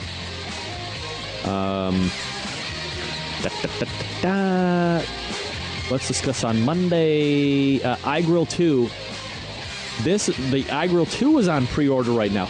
Shipping in May of this year. The dream grilling thermometer for barbecue masters with 4 probes, magnetic backing, 200-hour battery life, and a display. It will work with iOS, iPad 3 and up, iPod Touch 5, iPhone 4S and up, Android compatible later this year, $100. Are you kidding me? 4 probes? Come on, let's get on this train. Let's get on it. Aside from the iGrill 2 that's coming up, you have the iGrill Mini, which is out now for $40. You have the original iGrill, which is $79.99. All these things can be found at iGrillInc.com. That's the letter I, grill, and then INC, iGrillInc.com. And you get free shipping for orders over $50 if you enter the promo code CENTRAL at checkout. 15% off everything. The free iGrill app for iOS has Facebook integration, so you can upload pictures of whatever you're cooking right now to the iGrill Facebook page. The app also has a globe feature, which shows you all the other iGrillers around the world. Use the graph to monitor speed at which your temperature is rising. Again, the iGrill Original is $80, the iGrill 2 $100, and then the iGrill Mini $40. Of course, that iGrill Mini gives you a lot of those great features, progression of temperature, lets you know when you're in and out of temperature range, proximity wake up, conserve battery life. 150 hours of battery life, by the way, in case you didn't know. No. Hold on a damn minute. I'm not done yet. So head on over to iGrillInc.com. That's the letter I, the word grill, and then INC, iGrillInc.com. Use promo code CENTRAL to get 15% off everything. All right, we're back to wrap up the show right after this. Stick around. We'll be right back. Broadcasting live from the Barbecue Central Radio Network studios in Cleveland, Ohio. You're listening to the Barbecue Central Radio Show. Once again, here's your host, Greg Rempe. All right, we're back a little over. Appreciate Chad Ward for coming on this past segment. This will be a very quick segment, as they say, as we got to depart, wrap up, and get out. All the way back in the first hour, we talked with first hour guest Ray Lampe for our monthly Ask Dr. Barbecue segment. We also talked with Damon Wooley from Wooley Bully BBQ Mafia for winning the Winter Haven event this past weekend. Thanks to Damon for doing that. Thanks to Ray Lampe for coming on. Also in the second hour, we talked with Mike McLeod, President and CEO of MMA Creative, creator of the World Food Championships, MMAcreative.com, WorldFoodChampionships.com, and coming out of the bullpen, Chad Ward, Whiskey Bent Barbecue, pitmaster, and host of Whiskey Bent Barbecue in the Pit, which can be found at Blog Talk Radio Tuesdays from 7 to 9 right before the show. It's cooked with raw cast iron and season it each and every time before you put it to bed. Put a little grill brush, then as it cools down, a little Pam, a little Crisco, let it burn back in, season it each and every time, generations of rust research. Also, September 11th, 2001, I will never forget. Ever. Next Tuesday, 9 p.m. Eastern Standard Time. I will be there. You will be there. I'm your program host and proud U.S. American, Greg Rempe. Good night now.